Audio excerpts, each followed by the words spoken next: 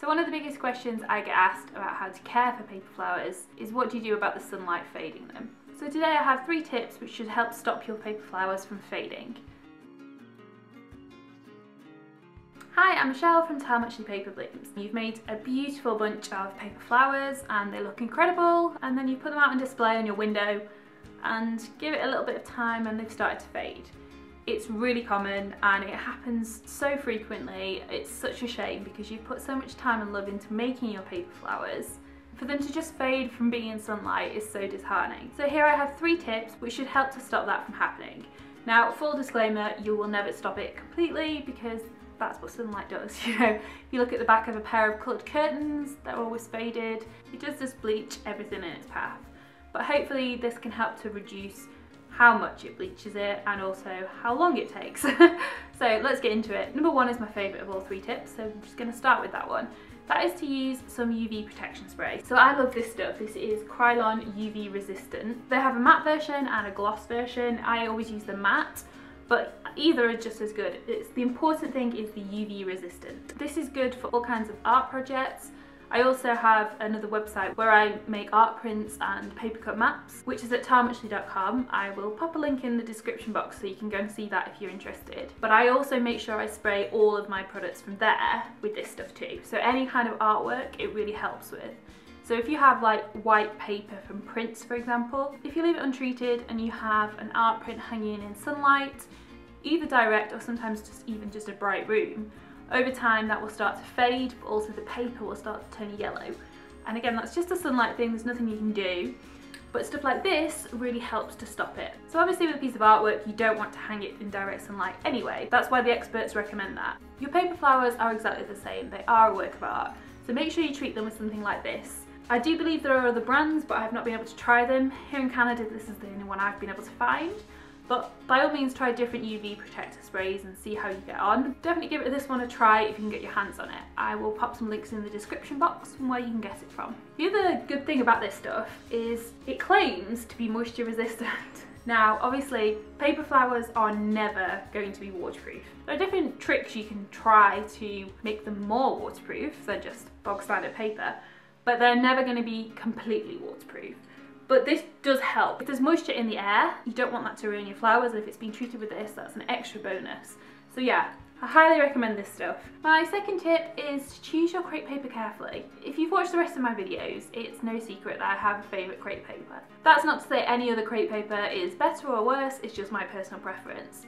However, certain crepe papers are more colour fast than others. So if you made 2 flowers, let's say you make 2 roses, one from a pink Italian crepe paper, one from a pink Chinese paper, and one from a pink German paper. And you put them all in the same windowsill, you leave them for, let's say, 3 months. You don't treat them with any UV spray, you don't have any other treatment on them. All 3 of them will fade, but I think you'd be surprised by how much. So a Chinese crepe paper, for example, is not something I would recommend using for paper flower making. I know people do have good results with it, so by all means give it a try. Personally, I don't like it and I don't use it for making my flowers. But my understanding Chinese crepe is not as colour fast and is likely to fade pretty quickly. Next up, if we look at the Italian, I think it specifically depends on the colour that you choose with Italian crepe. So in the past I've made flowers from all sorts of different colours of Italian crepe, and I'm thinking in particular of a gift that I made for a friend where I made her this really bright yellow huge chrysanthemum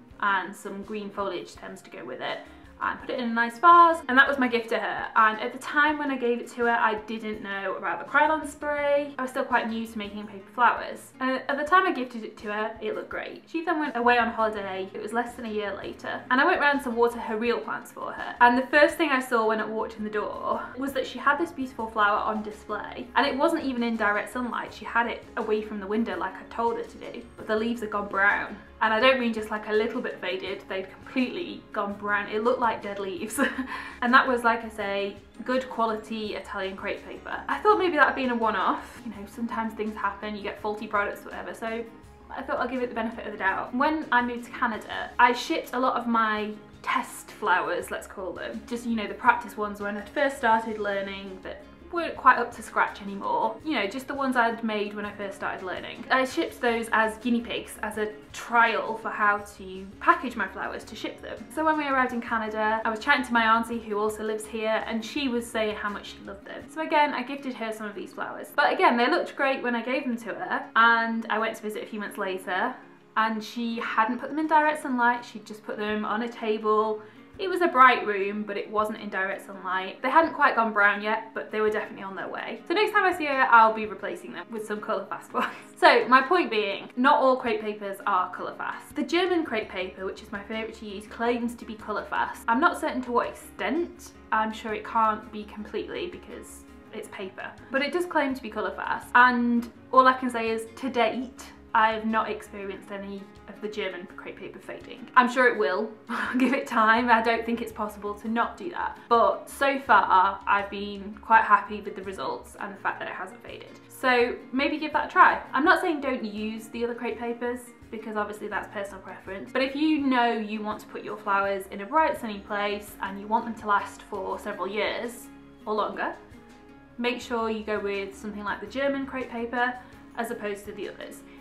If you only want a display that's going to last a few months, then go ahead, use the others, that's totally fine. Just accept that they're going to fade at some point. Or the other thing you could do is to look at different colours, because like I say, it was the greens in particular that I really noticed fading. The guinea pig flowers that I gave to my auntie were all different shades of pink, and they did slightly fade, but even the brightest pink was still bright pink. It just wasn't quite as bright as it had been. But for something like a pink, that doesn't really matter. A nice pale pink still looks really good. So it depends what the colour is. Maybe experiment with different ones and just see how they go over time. Try different ones in your home, different spots, sunnier spots, shaded spots, and see how you go. And then of course, the third option is just don't put them in a bright spot. The beauty of paper flowers is they don't need sunlight to grow like the real ones do. So if you love houseplants, for example, and you have a really nice bright spot in your home, which you love to fill with plants, go ahead, put the real thing there. But maybe in that same room you also have a really shady, dark spot where nothing's going to grow.